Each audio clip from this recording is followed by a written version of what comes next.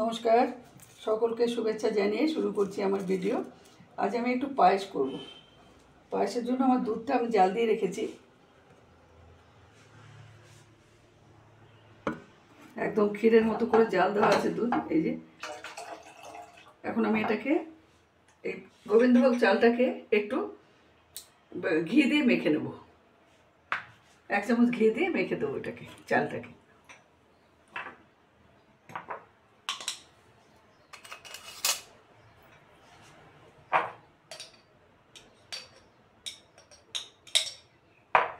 এই যে 1 চামচ ঘি নিয়ে নিলাম আমি, এই ঘিটা দিয়ে চালটাকে মেখে নেব।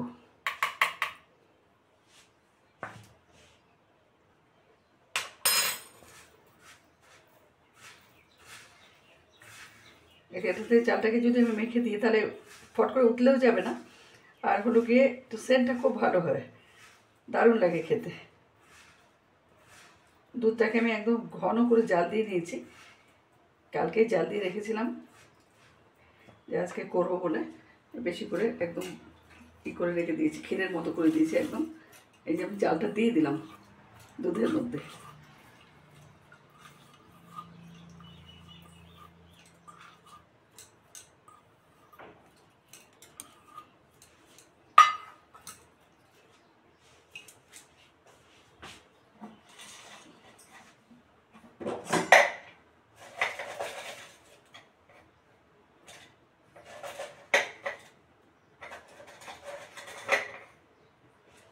আর দিয়ে দেবো এর মধ্যে 4টে এলাচ।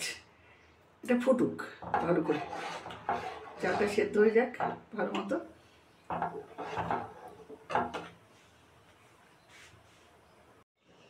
পায়েসে যা যা দেবো তার জন্য এই যে চিনি, হাফ বাটি চিনি, কারণ দুধ 1 কেজি, বেশি তো দুধ না। আর হলো গিয়ে এই যে কাজু আর কিশমিশ। তো কাজুটাকে আমি ছাড়িয়ে রাখবো এভাবে, নইলে পরে না অনেক সময় পোকা টোকা থাকে।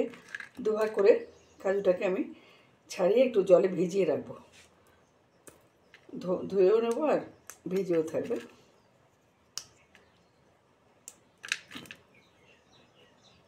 অনেক সময় একটু ঘি দিয়ে ভেজেও দেওয়া যায়, আজকে আর ভাজলাম না আমি। কাজু কিশমিশটাকে একটু ভেজে দিলেও ভালো লাগে। ভেঙে দিচ্ছি এর কারণ কি, পোকা টোকা থাকলে দেখা যাবে, আস্ত থাকলে তো বোঝা যায় না, অনেক সময় পোকা হয়ে যায়, তাই আমি ভেঙে দিচ্ছি একটু।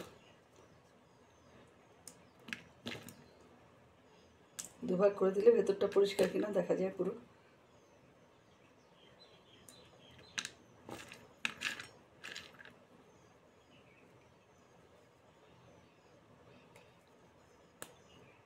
এই যে পুরো আমি ভেঙে রেখে দিলাম, একটু জল দিয়ে ভিজিয়ে রেখে দেবো এখন।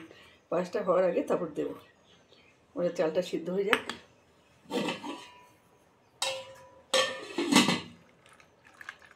ভেজানো থাক।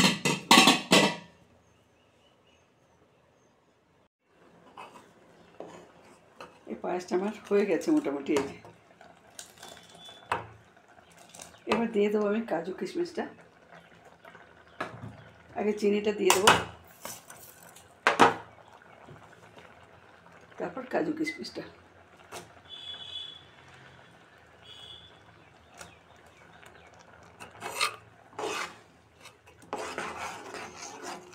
দিয়ে একটু সিমারে রেখে দেবো কিছুক্ষণ, 5-7 মিনিট রেখে অফ করে দেবো।